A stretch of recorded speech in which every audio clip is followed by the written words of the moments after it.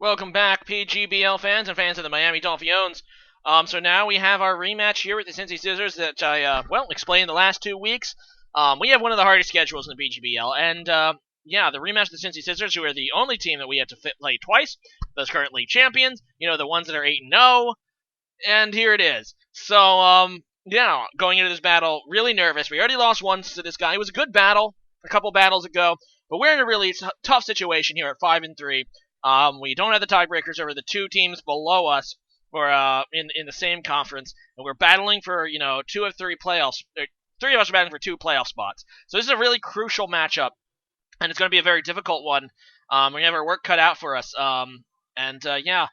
I'm not going to go over my team that much. I mean, if you really want some breakdown, my thoughts about the teams, you can check out the first video. I will go ahead and just recap for those who might not have seen and don't want to go back. Last time we were walled pretty heavily by that Vizually and that Alomomola. So, he has a very bulky draft, which we, in the last battle we had, the last league match we had, was also a problem against MrChabry. But he has a very bulky draft, and it's going to be interesting, because it's a rematch, how each of us adjust going into this match and try to get the upper hand on the other, knowing kind of each other's playstyles and what we brought the first time. So, without further ado, let's go ahead and get into it. So right off the bat, you notice that we are both bringing the same 6 Pokemon. Now, I did make some changes to my team, including flip the Z move to my Kabutops and give Circuitry a Scarf. I don't have any surprise with. I'm sure that he had some surprises as well. He changed some things up. But for the most part, it's going to be a rematch with the same 6 Pokemon, which ended badly for me the first time. So gonna have to hope that it turns out better for me this time. So he's gonna go ahead and lead with the Tran, which he didn't lead with the first time. That's really a bad lead for me, because I go into Tapu Bulu. I have to switch out. He's probably just going to set up Stealth Rocks, but I really just can't stay in. I'm already like, man, this is a must-win game for me, and we just got owned there on the opening play, the leads. So I'm just going to go to my Politoed, which is a pretty good check for this here Heatran.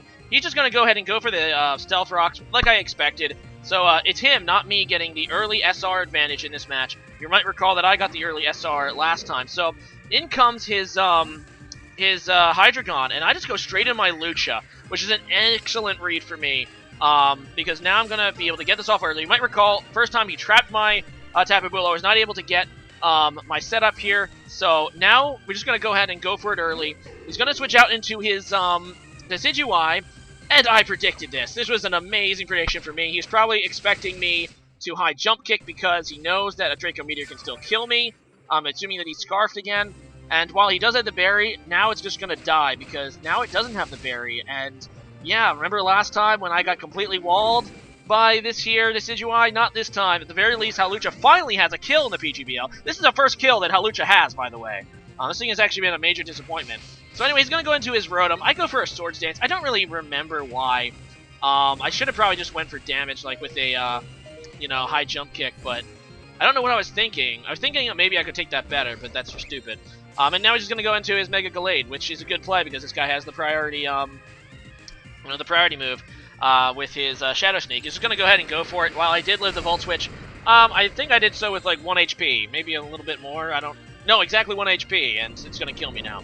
So while Hawlucha did get its first kill, it's not able to do much more than that. One day, Hawlucha one day.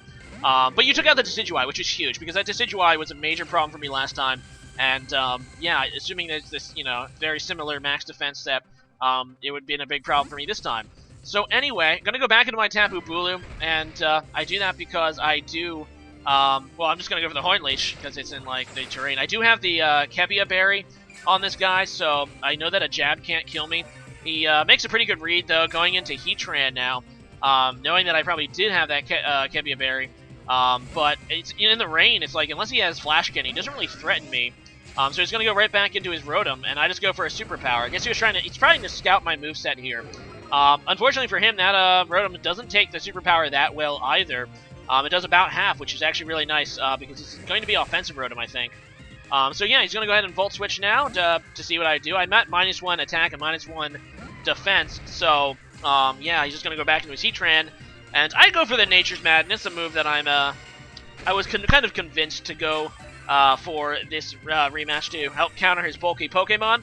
Ends up working out there because I get the half damage on Heatran, which is about as much Superpower would have done anyway at -1. So not too bad there. And yeah, I'm just going to go to my Politoed, get off the Drizzle again, because I don't think, I mean, he might have Flash Cannon, but I resist that anyway.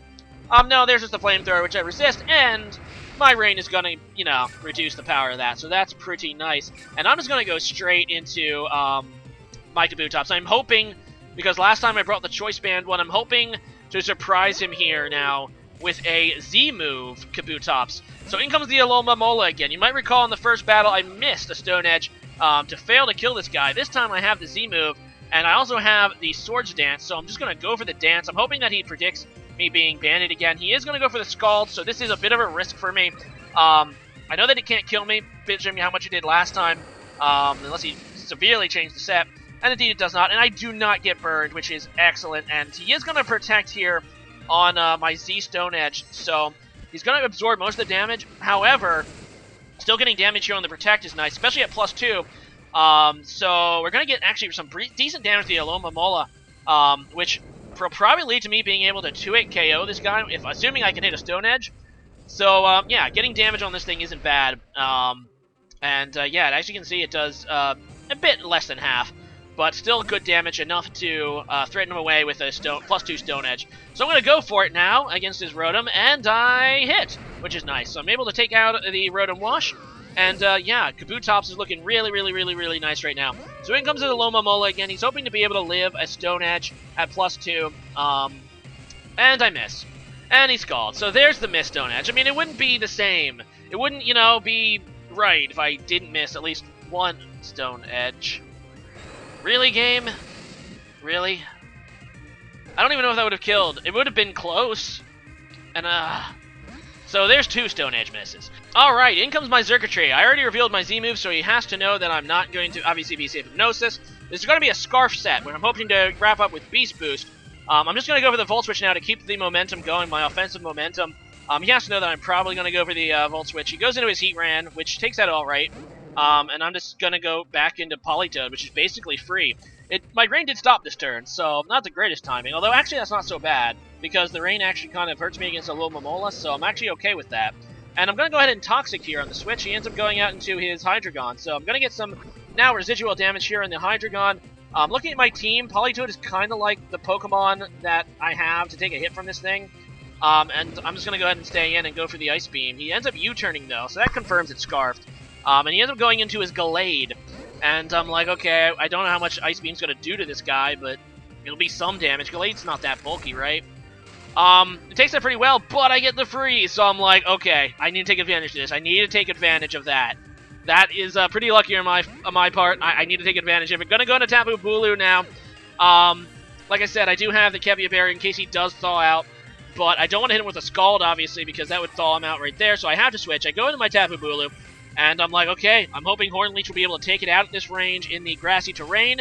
He's still frozen, thankfully. I'm going to go for that Horn Leech, hopefully take this guy out. He survives with a slim amount of HP. It would be annoying for him to thaw out this turn and hit me with a Poison Jab, which I'm sure he has. But it wouldn't be the end of the world, because I do have the Kebia Berry still, so wouldn't kill me. I'm just going to go for another Horn Leech. Thankfully, he does stay frozen. And down goes the Gallade. I am more than okay with that. So in comes his Heatran again. And yeah, I'm going to go ahead and just superpower this thing. He ends up having the Fighting Resist Berry, the Cobble Berry, I believe there. Or is it Chobble? I don't remember its name, but it doesn't matter because it's already nearly dead. And that's awesome for me. And yeah, Nature's Madness did enough damage to be able to, for me to be able to kill, and that's just great. So he's going to go into his Hydreigon now. He's going to predict a switch because he kind of has to. He goes to the Draco Meteor, but I do not switch. No, I just stay in and just going to go ahead and hit this thing with a superpower. And that is huge momentum now in my favor. He's down to 2 Pokemon. He has to switch out because he's now locked himself into Draco Meteor, predicting my switch, which is basically his only hope because he knows I have Xurkitree. He knows it's probably Scarfed. He had to just try to get my Xurkitree on the switch, but there's no reason for me to over-predict here at all. Now I will go ahead and switch out because this Alomomola cannot hurt Xurkitree. I mean, the worst he can do is Scald me, and that will not do enough damage. And even if he burns, like he burned my Nihilego last time, and he does burn my Xurkitree, my Xurkitree is still in perfect condition. He can protect all he wants. I'm not going to die to my own burn. He's just going to go ahead and take the Thunderbolt, which will be able to take out that Alomomola. His last Pokemon is a Scarf Hydreigon, and that is game, set and match, because no matter what he locks himself into, I have a Pokemon for that. So yeah, we're going to be able to now take out the undefeated Cincy Scizors. Feels really great. I needed this win. We still need another win just to, really assure ourselves the playoffs. But we're going to take down that 8-0 guy, and yeah, we're going to advance to 6-3. Still a very crowded conference. We needed this win. I mean, pretty much all of our games at this point are must-wins, because we're going to be playing Sparrows, who is ahead of us in the conference, and obviously is a great battler. And then we're going to play one of the best battlers in the other conference, and then Randy and his Texas Rangers. So yeah, that is that. And as you can see, I just went for that move just because I wanted to give Politoed an indirect kill. That's pretty much it. But yeah, great game visually.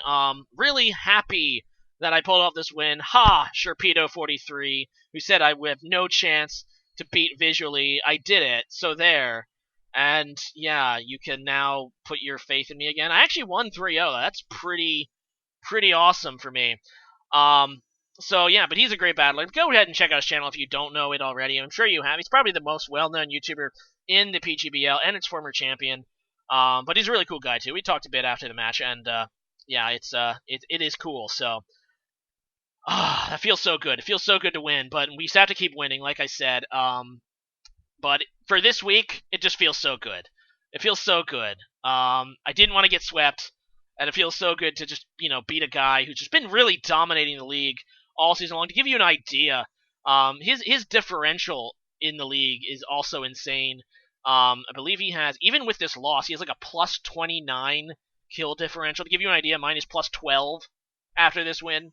I mean, he's been blowing people out like 4-0 and higher, so he has a really great draft, and he's still obviously the favorite to win the whole thing. So today's question of the day is going to be, what is your favorite music track in any Pokemon game? And also, what is your favorite music track in just Ultra Sun, Ultra Moon?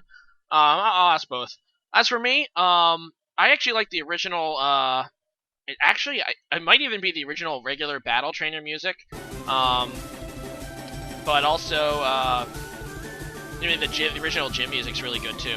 But then for my favorite Ultra Sun, Ultra Moon exclusive track, gotta be the Ultra Necrozma battle. I really love that tune. It's really awesome. But yeah, so leave a comment about that and see you guys again next time. Later.